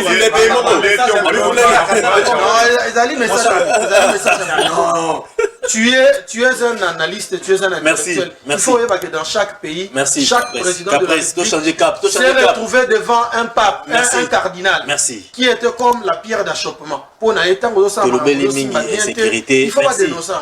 tolobeli mingi insécurité parce qu'ils allaient mboka na biso Congo bandeko belé bazali ko kufa ngo to bengisi bandeko na biso nganga maili ba pesa pisa des solutions ndeko atangeli biso traiter na CPN makasi na ndozo ngi semaine mobimba pour na biloko pour na révélation merci na Patrick Tinda patangeli biso merci ndeko Capres mais tolobela lelo tolobela quand même gouvernement est fort gouvernement sali le ba réforme côté la fonction publique le bazo recruter ba tout tester comme pour comment le agent l'état on va dire moi ça va évolution za makasi le na katia fonction publique le réforme côté bata l'état pour zo musala matricule le il faut ça la tester ban déjà la pas Eberan kuna moni que non le évolution côté na katia il y a régime Fati na régime mino za ki karao azu de matricule aza mécanisé mais cette fois-ci comme il faut muta ça la tester bazo mo que non le ba réforme côté na fonction publique mon mboka Floribert rapidement tout le réforme t'inquiète pas. Dans le recadré qu'il une minute. Ah pardon, rapidement. Et là on a besoin de recadrer et ça pour na kulutu na tinda. Ce n'est pas parce que tu as parlé d'une loi lei que biso ba congolais to ba apprécier que non ndenge bazana les États-Unis so qui nini non. Au moni na option militaire avec un autre pays. Très bien. Là, ça touche directement à la sécurité d'un pays. Mais ici, c'est que nous avons besoin, il y a une coopération militaire. Très bien. C'est-à-dire, loi Léo y maître Tinda lobby, c'est quelque chose de ce que Zongi a abouké en Aboakam. Pourquoi est-ce que tu as une coopération militaire? Dans la coopération militaire, il y a ce qu'on appelle l'assistance militaire et technique. Dans la coopération militaire. Le deuxième point, il y a le manœuvre et les jumelages. Il y a Misatou, il y a des formations militaires. Il y a un domaine au avec les États-Unis d'Amérique, tous à la coopération militaire, Nenge Rwanda. Azana ba français, naba belge, mais on n'a pas besoin d'une loi lei.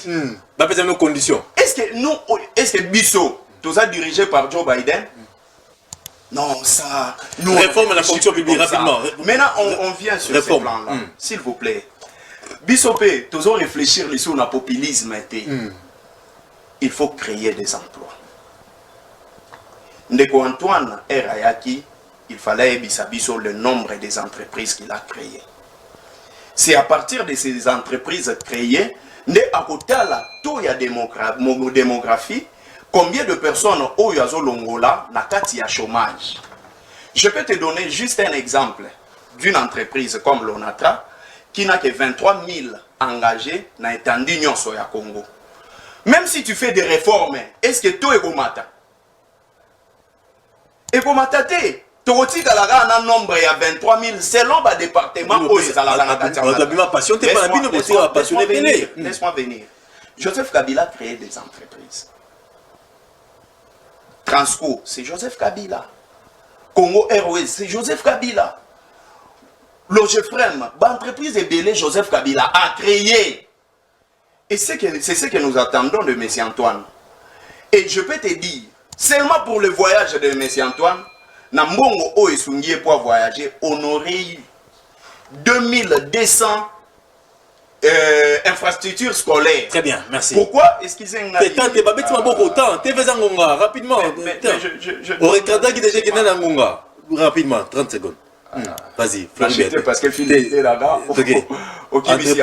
C'est ça. Donc, c'est pour dire ceci. Ndeko Antoine n'a rien amené de nouveau. Réforme. J'ai dit ceci. La fonction publique. À Amémie Loko Yasikate. Parce qu'il y a des départements dans chaque entreprise. Et chaque département d'entreprise, il y a un nombre, il y a un employé déterminé.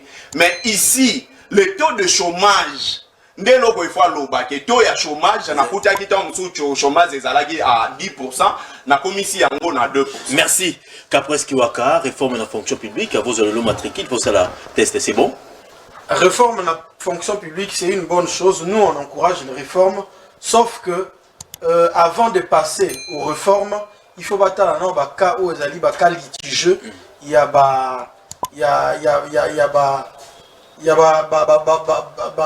corps sociaux, justement la mécanisation, etc. Donc, du moment où on va apurer cette question, on a réforme.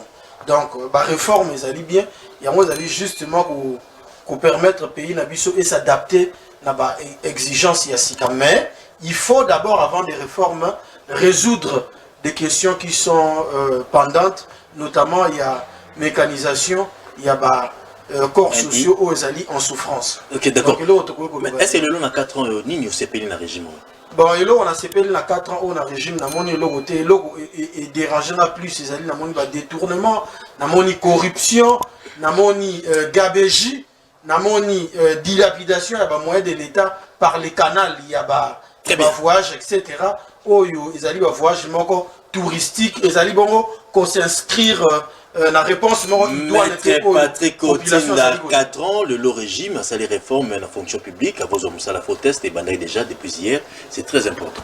Bon, na koyanula na lina lobelo ko muke na kulutu na ngai besoin qui pouvoir ngote po boya ko lelela bato. Besoin qui pouvoir te pour na kufunda ka kabila sala boete.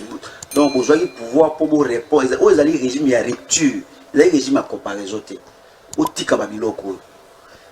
Comme pe nzambala la kate mandango esesili ba congolais je crois pas ko sanctionner bino po to ko pesa bino mandango po boseli bisoni et loko moko bosalite donc karaté aussi la na bino ndeko na ngai soki na lutangi lwa lei ezali tango mwana mboka kende ko luka yebuta ke ko luka soutien militaire tango ba pesi condition pour to soutenir militairement il faut la ba condition longola na no batunyo so bazali impliqué na violation grave massive des droits de l'homme et na yo et puis batuni livré les biso batuni so bazali impliqué na rapport mapping ti lelo donc bino de feba kanga yango na moni ba badimo ko défendre makambo wana po oyebi que ezalaki bino nde bazaki na bino bosenga na Amérique réforme par rapport à réforme kulutu nanga Jean-Pierre Liaou on a coupé sa mbote so ya kamati libaku ya kolanda émission kulutu zo sala musala d'arrache-pied à travailler vraiment parmi ba ministres je crois que nyoso ba ko démissionner mais kulutu vraiment il fait quand même quelque chose par rapport à Bandeko Gilwando et les autres, et par rapport à la réforme, j'encourage, mais yo lobby test les salama. Mais logo mogo na osenga totali test à magistrature, ndenge basali yango na ndenge ba ile mwango bimi test na no salami choix multiple test à choix multiple ata muto atanga te. Akosa ne poeta donc akopoete na fiko fio alzui. Mais tolinga qui tout le monde a quand même que ba pesi test par exemple dicté na lokwa ningo aloba osala numérique on mona ka choix multiple ata moto ayebi na domaine na yebi loko te o mona ba kojo tolinga qui par exemple ba kende na bango dicté batala ndi bato bazo comment donc interview ba yo kamutune puisque ba organisme nyo soyé ko na ya ka ko na biso po ba engager mutu ezakama sécurité mais lelo ko mona ndeko na ngai kaka ndenge na époque ba ya Kabila bande ko sala matricule ba opesa bato ayebi ni lokote moto ngo pa yaka musala te même ndé ba oti ko mécaniser bazo ko mécaniser moto ayaka teka signature azoki ni ndako aki olala poni asala ka musala te mais na suka zumbonga l'état to li ba corriger pe système wana ba matana deuxième vitesse et suka kate ko balkaniser ko pesa bango ba mbongo ko régulariser situation na bango mais batala nani oyo ayaka ezate otindi moto asignalé yo na suka ya sanzo ke wana ezali ko détourner misola l'état très bien ezali détournement ezali ozozo mbongo à l'état mozo sa musala te je crois que ça aussi c'est un souci et aussi bon bazo engagé ba sali ça ba test malonga to idomona bina test ya fiko fioté moto penza ba kene na dicté ba kene na ni ba yeba ne moto zo loba atala donc réforme la fonction publique mais ne comprendre en tout cas merci pour na to comme na suka na goza la brève oh yebi ne comprendre je suis très satisfait parce que otuni bande ko so sikoyo réforme bango so to ba satisfait merci beaucoup ça déjà un élément où on a satisfait nango parce que ça démontre que nous gérons comme il se doit ça c'est de 1 de 2 na explicité en ressources na quatre réforme comme public les lots à prouesse et l'équipe minen pour preuve si tout comme en 2024 au plus tard février 2024 nous allons mécaniser plus de 100 000 agents et à l'état 100 000 je te dis 100 000 aujourd'hui s'il te plaît au karaté aujourd'hui tu as 63 000 agents à l'état mécanisé record dans le salaire matin on a un niveau fonction publique dans niveau enseignement tu as les lots la plus de on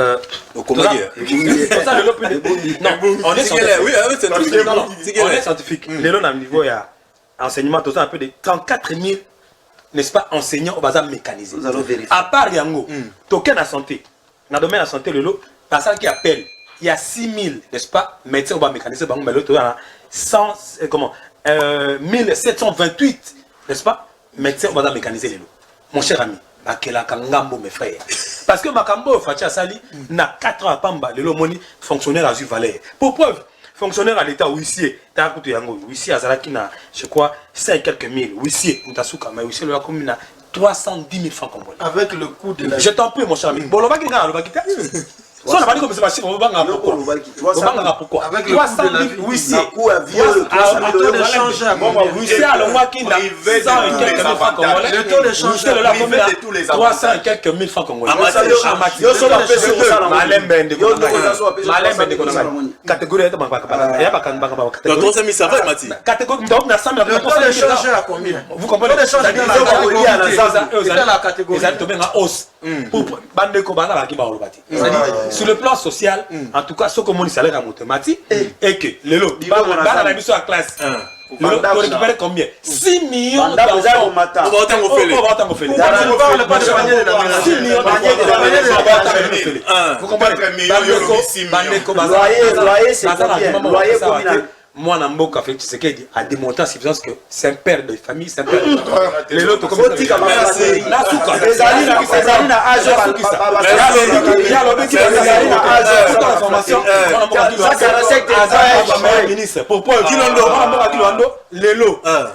ministère naïe pour ça ministère mon batba ba kango le lo grâce à Gilondo le lo na ministère menja territoire a créé un centre public comme la Fonat peut a créé Anat Gilondo ba ida mon naloba c'est déjà nini établissement public Fonat aux alliés fonds national menja territoire na Anat ali agence nationale et menja territoire c'est l'établissement public au moins la mboka Gilondo a créé na 4 actifs na comme ministre menja territoire dans les salles merci je sais pas nini émission c'est c'est pas Nenga Zolata et aussi non par rapport à bilan lobby bilan 30 secondes moi banzelo ya sali na béton wana eloko moko na moni mais voyage l'équipe na bicha sala bon tambolité na lobby na moi quelqu'un nzela sali ba route à béton moi eloko moi mukeka ya moi mais détournement makasi injustice donc justice moko partielle justice partielle mais toujours mon